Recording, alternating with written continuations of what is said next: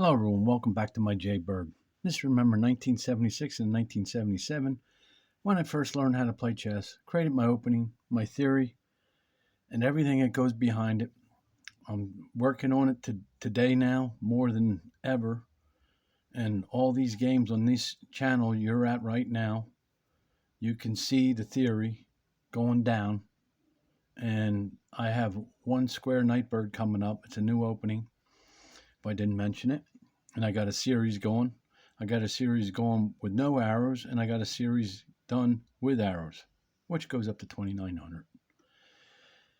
Okay, I'm in white, and this is called Nightbird, Night 71, Jaybird, to bot 2,100, no arrows, no assistance, no help of any kind to beat this bot. Game 44. And like I said, the remembering 76 and 77 is me like me, with no arrows and playing the game with no assistance. Because back in 77 there was no computers and no assistance anyway, but today you can learn a lot more, which I do. And let's get down to this with a D3, D5, E3, E5, D2, C6, E2. There's your knight's bird since 1977.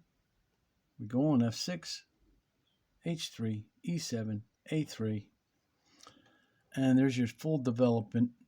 My first opening was the two bishops, everything like this, except that bishop was up here. Now it's called the jaybird. Until Jay got tired of me playing that opening, then the knight went up, or the queen went up, and so on, or the queen and the knight, vice versa. And then things got going on again, and the theory kept rolling.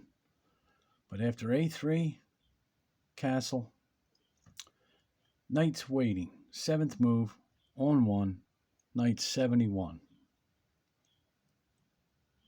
A5, D2, and there's your jaybird since 1977. Now you see it in a regular form. First game I won with ever, with that pawn structure and those two bishops, and created on my own with no help. After D2, D7, G4, H6, and this is my standard attack.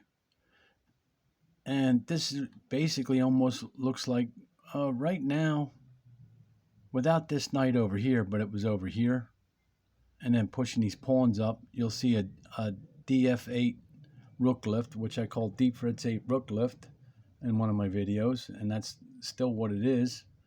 There it is. That's called a DF8 rook lift. I beat Deep Fritz 8 with the two bishops here, the pawns pushed up, the rook lift over here, but this knight was over here, and he pushed this pawn, and I passed with this one. And then the rest is history. 23 continued. Well, first we traded off. The rook came down, and then soon after, 23 memorization moves beat the game. After H2, E4, D4, and D6. Also, he did it this way. Fritz also closed it off this way. And there is another way that way.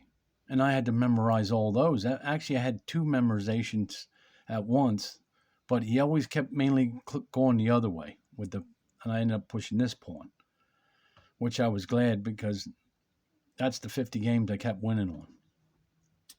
After D6, G2, E6, H4, E7, G5.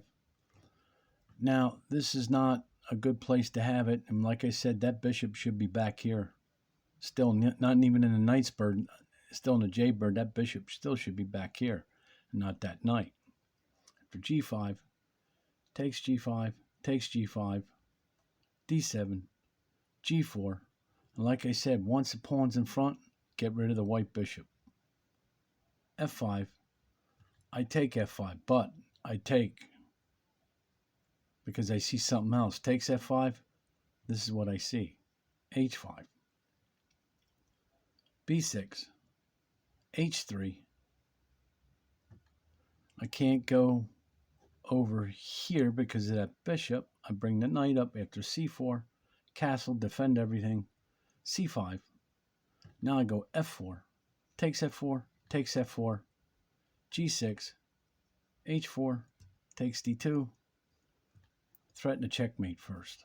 After H2, F6, takes D2, takes D4.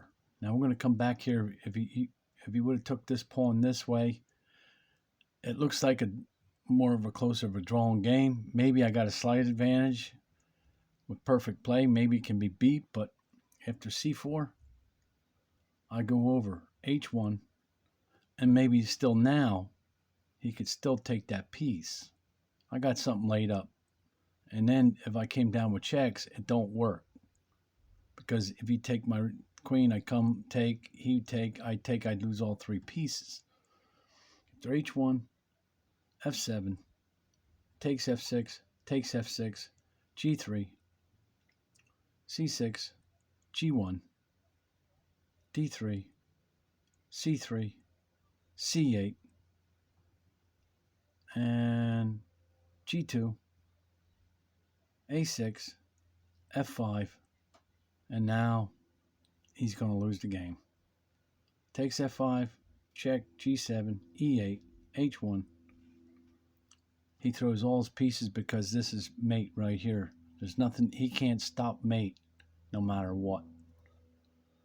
After H3 takes H3, C3, takes C3, C3 takes D1, H6 takes H6, C1 takes C1, B5, and that's game. Let's go back. It's a short one.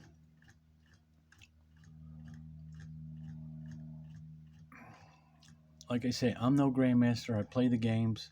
Programs make mistakes. I probably make more mistakes. But the game goes like this. Now you say, well, why are you going to keep showing? Because this opening right here goes up to 3,200.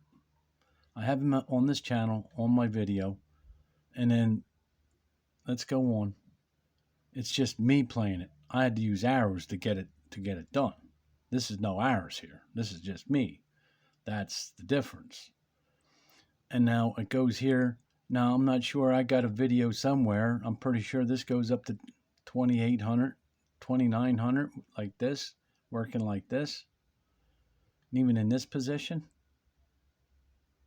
you know, it's probably no 3,200, I don't think, but I'm guessing 28, 29 right now.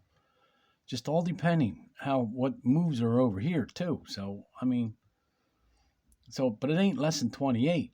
My jbird goes up to 28, which I got a series to do. I got to do the 2,800 yet, so I got to break out my 2,800 program and get working on it. But I got to use assistance to do it.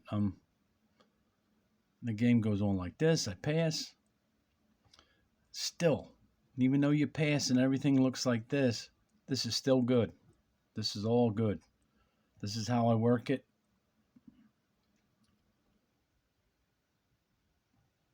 And looking like that.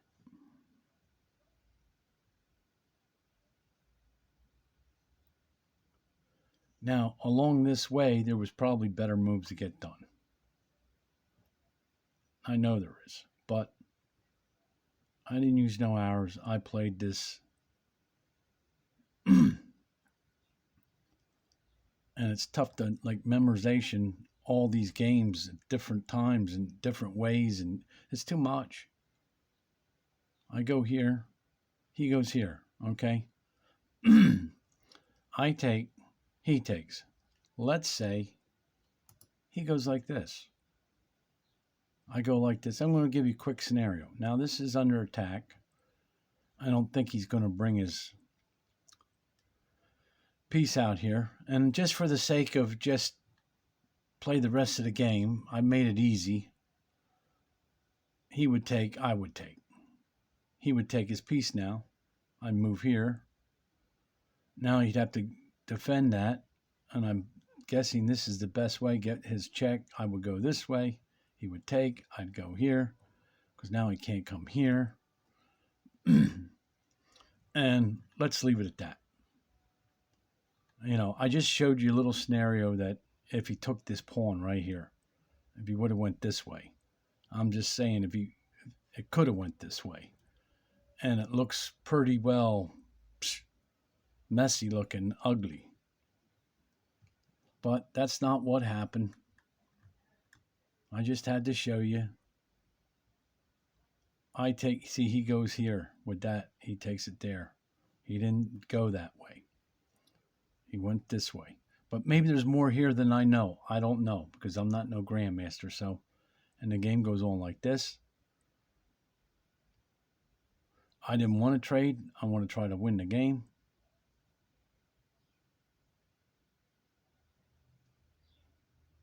And I knew I saw that back there. I'm going to get the bishop. If not, I'm going to get checks. And there's nothing he can do. So that made the difference. I think that pawn could have made the difference. Okay, there you have it. Thanks for stopping by. And we're going to have some more remembering 1976 and the 77.